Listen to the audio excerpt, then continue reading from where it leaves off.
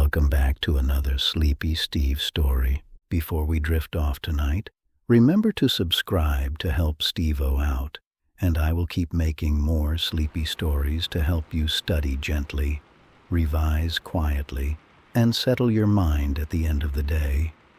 I hope you are settled somewhere quiet, with the day beginning to loosen its grip, and the evening slowly widening around you.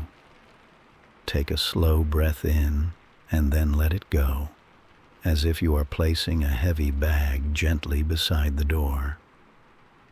Tonight, we are beginning VCE Business Management, Unit 3, Managing a Business.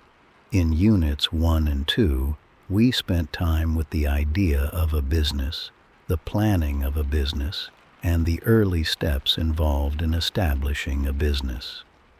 We thought about entrepreneurs, customers, competitors, marketing, legal requirements, financial foundations, and staffing.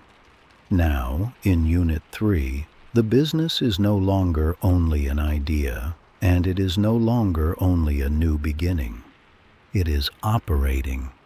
It has people arriving for work, customers making decisions, suppliers sending deliveries, managers solving problems, and objectives that need to be met. This is the point where business management becomes more focused on how a business is actually run. Tonight, we are beginning with business foundations. We will gently revise the key characteristics of businesses, the role of objectives, the importance of stakeholders, the difference between efficiency and effectiveness, and the way management styles, management skills, and corporate culture shape the everyday life of a business. And we will do all of that slowly by returning one more time to Harbor and Hearth, the small coastal business that has now grown into something more complex, more structured, and more demanding. So allow your eyes to soften, allow your breathing to find its rhythm, and let us walk down toward the quiet main street where the lights of the business are still glowing softly in the windows. Harbor and Hearth began as a simple idea. It began with Mia noticing that people in the coastal town wanted warm, local, carefully chosen homewares, gifts, and small comforts for the houses that sat near the water. At first, it was a small business built around one person, one idea, and a very direct relationship with customers. But now, as Unit 3 begins, the business has changed. It has staff members who need direction. It has regular suppliers who expect clear communication. It has customers who expect consistent quality. It has financial goals, social goals, and operational goals. It has decisions to make about stock, staff, opening hours, customer service, online sales, and community reputation. In business management, this matters because a business is not just a shop front or a product. A business is an organization that uses resources to achieve objectives. Those resources may include human resources, such as employees and managers. They may include physical resources, such as buildings, equipment, stock, and technology. They may include financial resources, such as money, loans, revenue, and investment. They may include informational resources, such as customer data, sales reports, staff feedback, and market research. When these resources are managed well, the business is more likely to achieve its objectives. When they are managed poorly, even a strong business idea can become difficult to sustain. So Unit 3 begins by asking us to look carefully at the business as a living system, with many parts connected to one another. As Mia unlocks the door to Harbor and Hearth in the morning, she is not only opening a shop, she is opening an organization with key characteristics. A business has objectives. A business has stakeholders. A business uses resources. A business operates within an environment. A business produces goods, services, or sometimes both. A business makes decisions, responds to pressure, and measures whether it is performing well. For VCE business management, it is useful to remember that businesses can differ in size, ownership, purpose, and structure, but they all need to manage resources in order to achieve objectives. A small local business may have only a few employees and a close relationship with customers. A large national business may have thousands of employees, many departments, complex reporting systems, and a much wider group of stakeholders. But both still need to make decisions about people, operations, finance, marketing, and performance. Both still need managers to coordinate effort. Both still need objectives to give direction. Both still need to think about efficiency and effectiveness. Tonight, we do not need to rush through these ideas. We can let them settle like small stones at the bottom of clear water. A business is an organized effort. It uses resources. It works toward objectives. It affects people, and it is affected by people. Mia sits at the small desk behind the counter and opens a notebook labeled Business Objectives. Objectives are the goals a business wants to achieve. They give direction to decision-making. Without objectives, a business can become reactive, drifting from one task to another without a clear sense of what matters most. In Unit 3, business objectives are central because managers use them to guide decisions and to measure performance. A business may have an objective to make a profit. This means it aims for revenue to be greater than expenses, so that the business earns a financial return. A business may aim to increase market share. This means it wants to capture a larger percentage of total sales in its market compared with competitors. A business may aim to improve efficiency.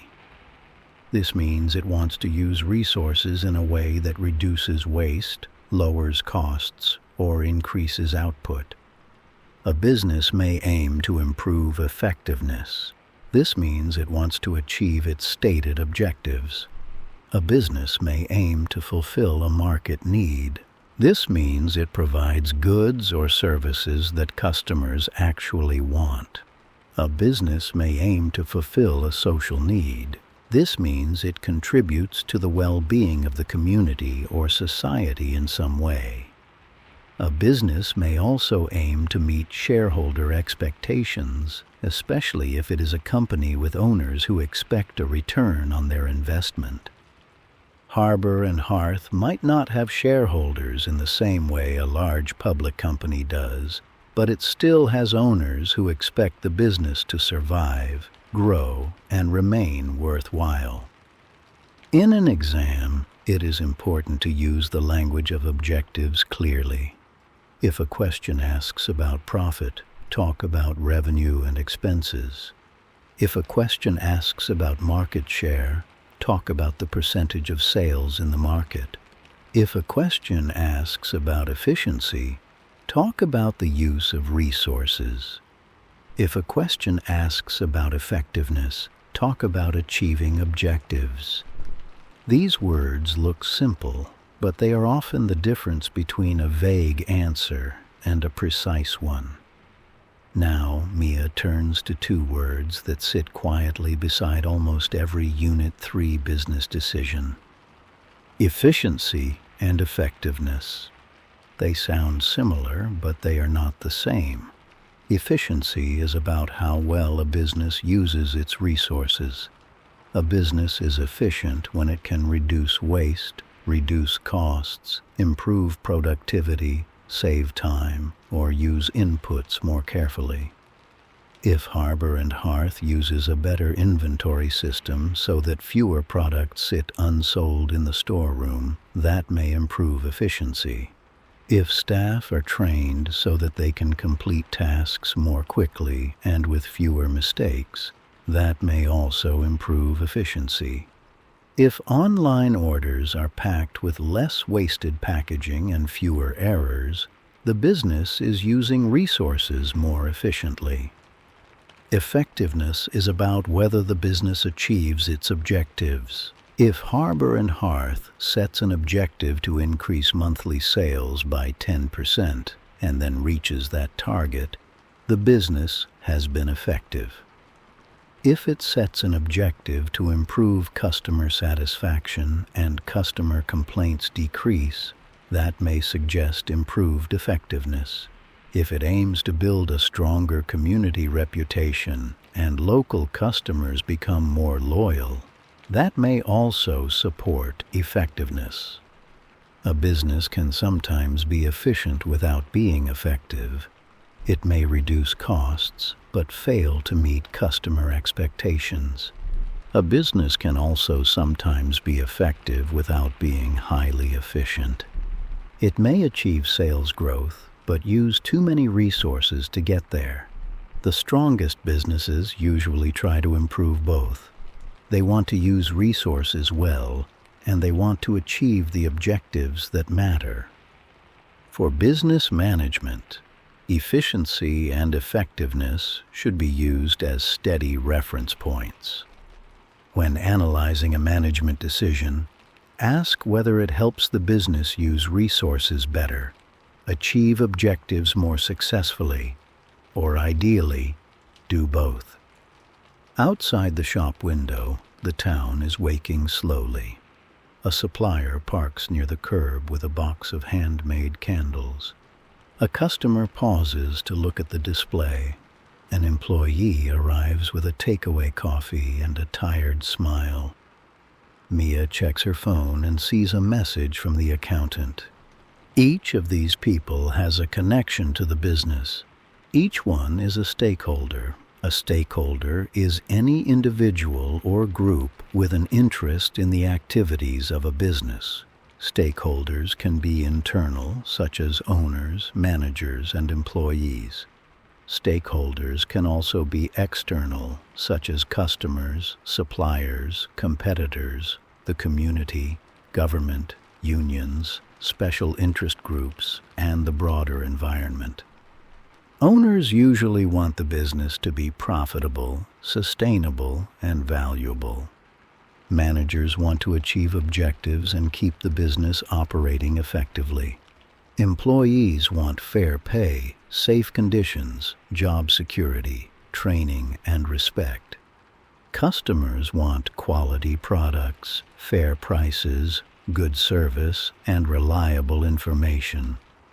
Suppliers want regular orders, clear communication, and timely payment. The community may want employment opportunities, responsible behavior, and a business that contributes positively to local life. Government expects compliance with laws and payment of taxes. Special interest groups may expect ethical behavior, environmental responsibility, or fair treatment of workers. Because stakeholders often want different things, managers must make decisions carefully. A decision that reduces costs may please owners but concern employees. A decision to raise prices may help profitability but upset customers. A decision to source cheaper products from overseas may improve margins but raise questions about corporate social responsibility. This is why stakeholder interests are so important in business management.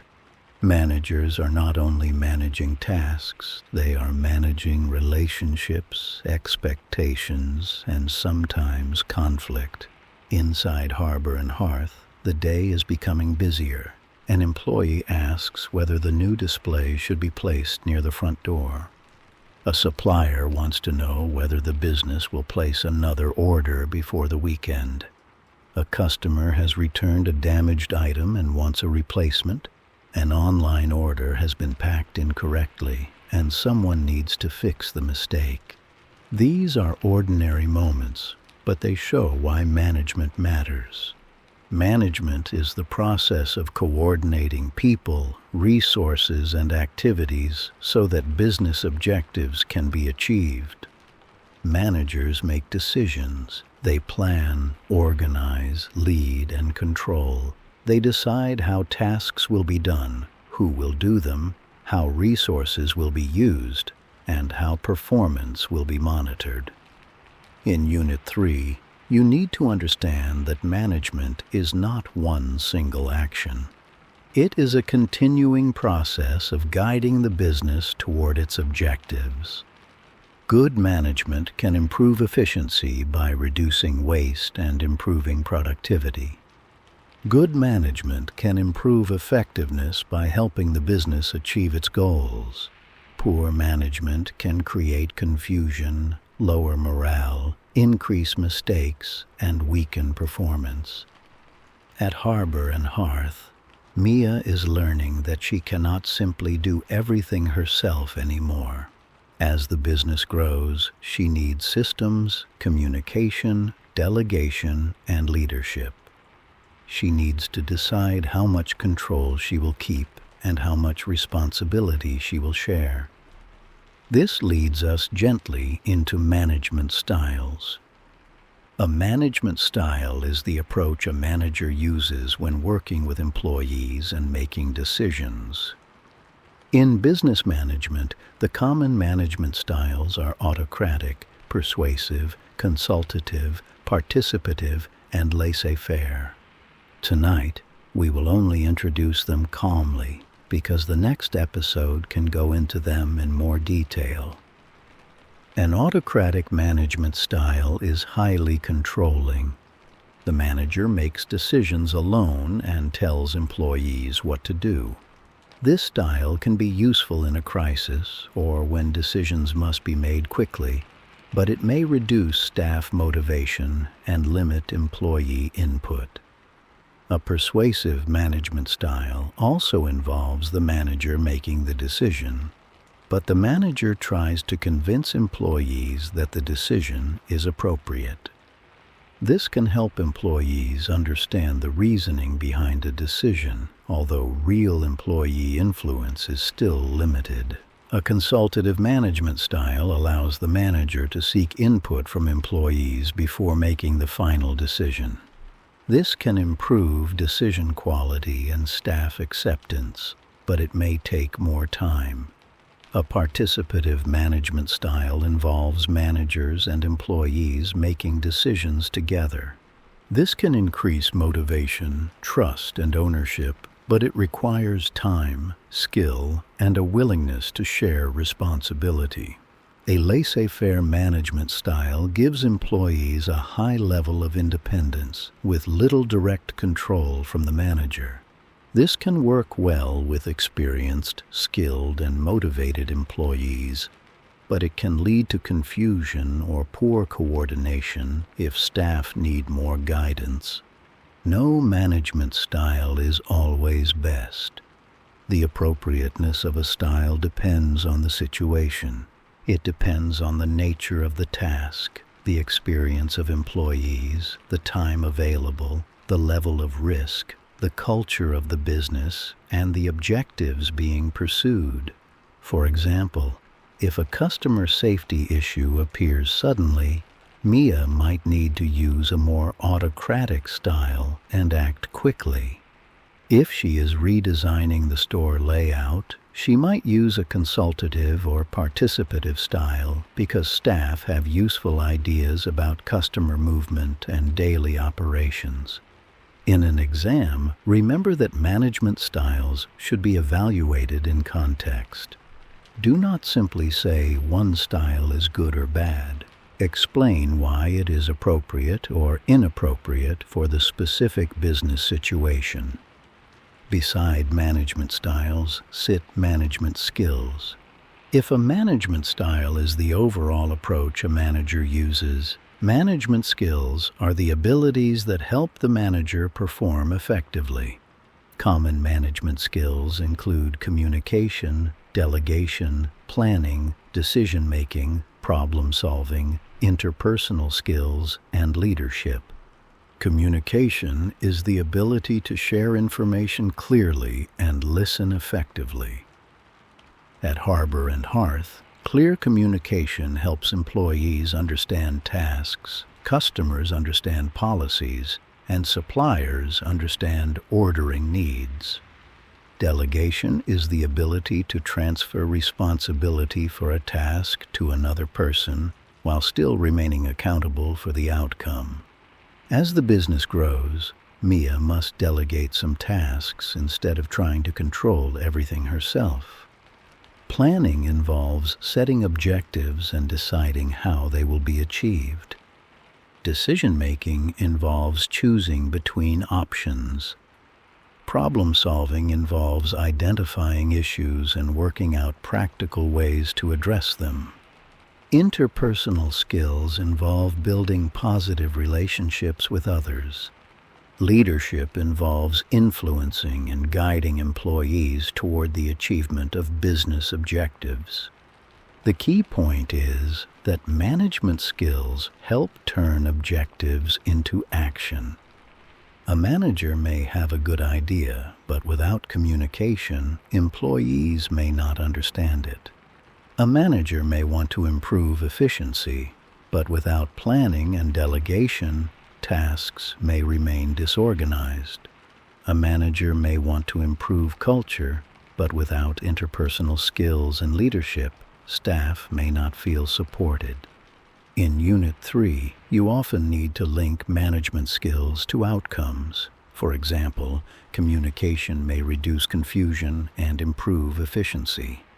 Delegation may increase employee responsibility and free the manager to focus on strategic tasks. Leadership may support motivation and help employees work toward objectives. Problem-solving may help a business respond to challenges before they become larger issues. As the afternoon settles over the town, Mia notices something that cannot be found on a balance sheet or a roster. She notices the feeling inside the business. She notices whether staff greet customers warmly, whether people help one another, whether mistakes are hidden or discussed, whether new ideas are welcomed or ignored. This is part of corporate culture. Corporate culture refers to the shared values, beliefs, attitudes, and behaviors within a business. It is the way things are done in the business. Corporate culture can be official and unofficial. Official corporate culture is the culture the business says it has. It may be written in mission statements, policies, values, slogans, training manuals, and public documents.